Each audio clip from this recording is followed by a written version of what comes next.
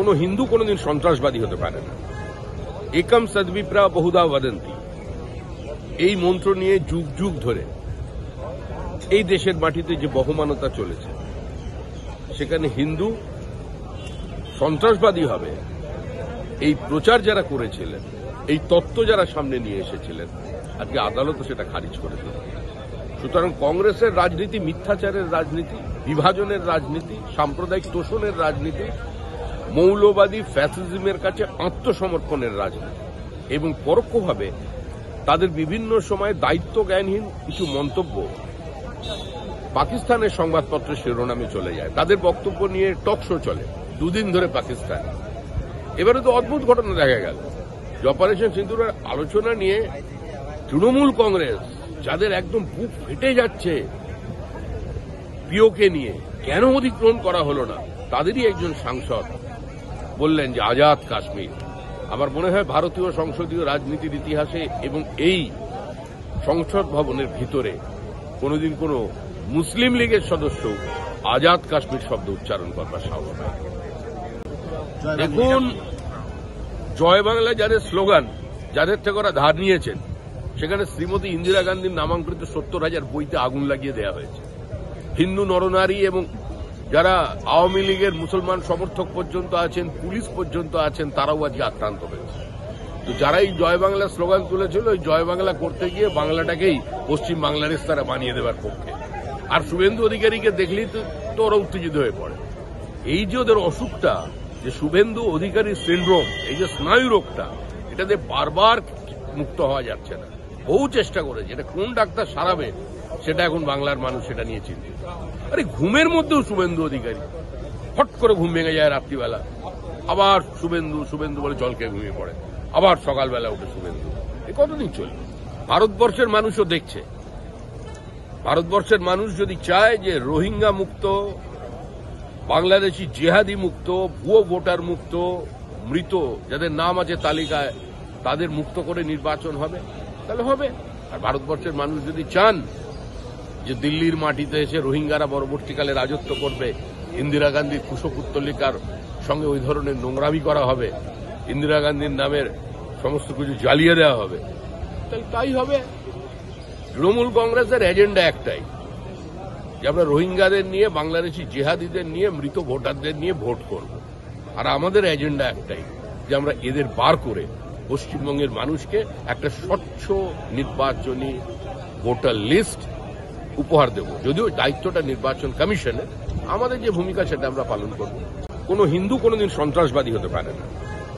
একম সদ্বিপ্রা বহুধা বদন্তি, এই মন্ত্র নিয়ে যুগ যুগ ধরে এই দেশের মাটিতে যে বহমানতা চলেছে, সেখানে হিন্দু সন্ত্রাসবাদী হবে এই প্রচার যারা করেছিলেন, এই তত্ত্ব যারা সামনে নিয়ে এসেছিলেন, আজকে আদালতও সেটা খারিজ করে দিল।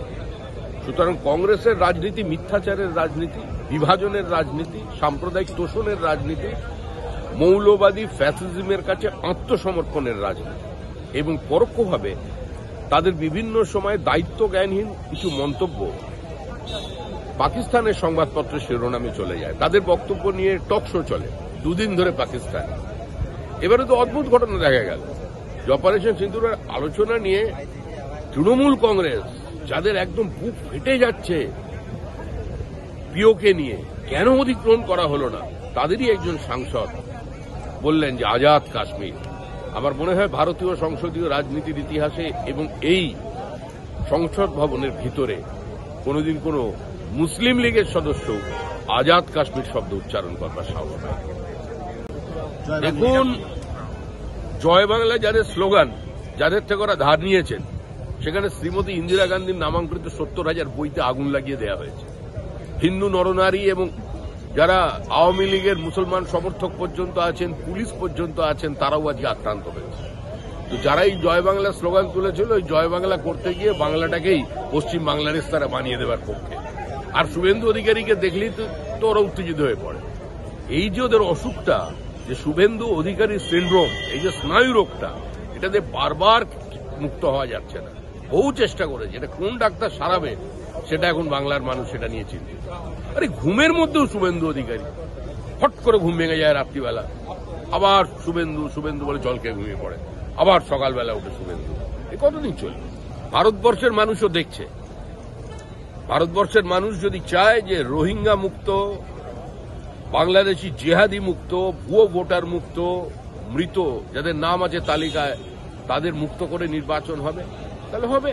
আর ভারতবর্ষের মানুষ যদি চান যে দিল্লির মাটিতে এসে রোহিঙ্গারা পরবর্তীকালে রাজত্ব করবে, ইন্দিরা গান্ধীর কুশপুত্তলিকার সঙ্গে ওই ধরনের নোংরামি করা হবে, ইন্দিরা গান্ধীর নামের সমস্ত কিছু জ্বালিয়ে দেওয়া হবে, তাহলে তাই হবে। তৃণমূল কংগ্রেসের এজেন্ডা একটাই, যে আমরা রোহিঙ্গাদের নিয়ে, বাংলাদেশি জেহাদিদের নিয়ে, মৃত ভোটারদের নিয়ে ভোট করব। আর আমাদের এজেন্ডা একটাই, যে আমরা এদের বার করে পশ্চিমবঙ্গের মানুষকে একটা স্বচ্ছ নির্বাচনী ভোটার লিস্ট উপহার দেব। যদিও দায়িত্বটা নির্বাচন কমিশনের, আমাদের যে ভূমিকা সেটা আমরা পালন করব। কোন হিন্দু কোনদিন সন্ত্রাসবাদী হতে পারে না।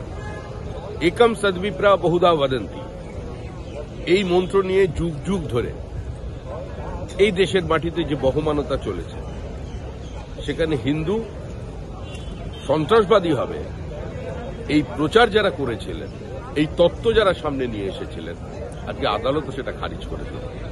সুতরাং কংগ্রেসের রাজনীতি মিথ্যাচারের রাজনীতি, বিভাজনের রাজনীতি, সাম্প্রদায়িক তোষণের রাজনীতি, মৌলবাদী ফ্যাসিজমের কাছে আত্মসমর্পণের রাজনীতি, এবং পরোক্ষভাবে তাদের বিভিন্ন সময় দায়িত্ব জ্ঞানহীন কিছু মন্তব্য পাকিস্তানের সংবাদপত্রের শিরোনামে চলে যায়। তাদের বক্তব্য নিয়ে টক শো চলে দুদিন ধরে পাকিস্তান।